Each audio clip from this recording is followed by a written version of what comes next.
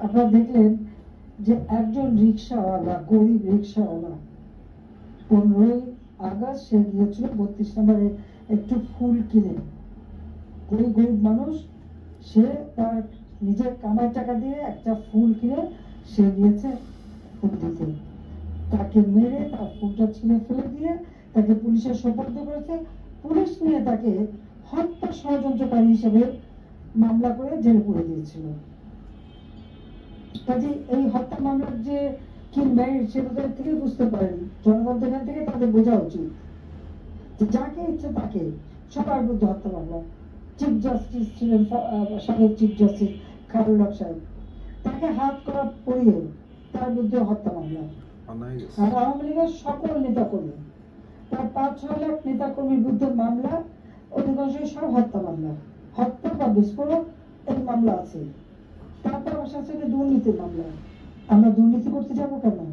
দেশটা তো আমাদের, দেশের কল্যাণে কাজ করেছি, প্রত্যেকটা মানুষের জীবন মান উন্নতি করেছি, নিজের ভাগ্য করতে তো যায়নি। হ্যাঁ, আমাদের উপরে দুর্নীতির অভিযোগ অভিযোগ এনেছিল। আমি, আমার পরিবার, জয়, পুতুল, রেহানা, তাদের বাচ্চারা সবার বিরুদ্ধে তো তদন্ত করেছে। কানাডা ফেডারেল কোর্টে মামলা করেছিল।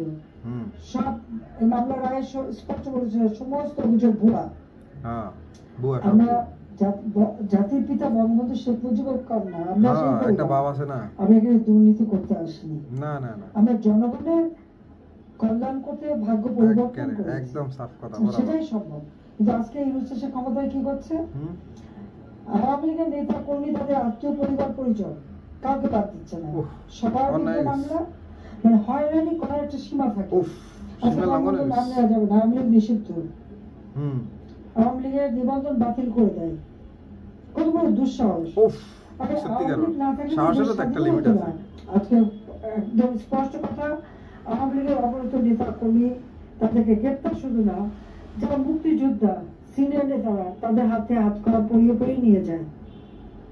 তাদের জেলখানায় ডিভিশনটা দেয় না, কম্বলের মধ্যে কম্বল বিছিয়ে সেখানে থাকতে হয়। ইমোশনাল চরম নির্যাতন চলছে এবং অনেকেই মারা যাচ্ছে।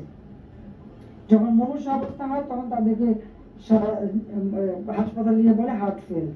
30 জন জেল কিলিং হয়ে গেছে ইতিমধ্যেই। এখনো জানি তারা হচ্ছে প্রত্যেকের শারীরিক অবস্থা খুব খারাপ, কিন্তু আমি ডাক্তার পর্যন্ত দেখাতে দেয় না। বাড়িতে খাওয়া, একবার এই জেলে, একবার ওই জেলে, একবার ওই জেলে। মা ফসায় দুবছর আর সহ্য না।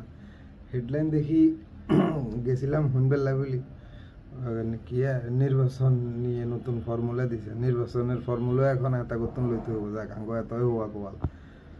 মেলা কষ্ট হয়েছে, 2-3 মিনিট শুনছি আল্লাহ। আরে মেলা ধৈর্য দিয়েছে, ধৈর্যের পরীক্ষা লেছি। আর সহ্য না, মানে 27 মিনিটের কথা। আরে মাফ করে দিয়ে ইমোশনাল হয়ে গেছে।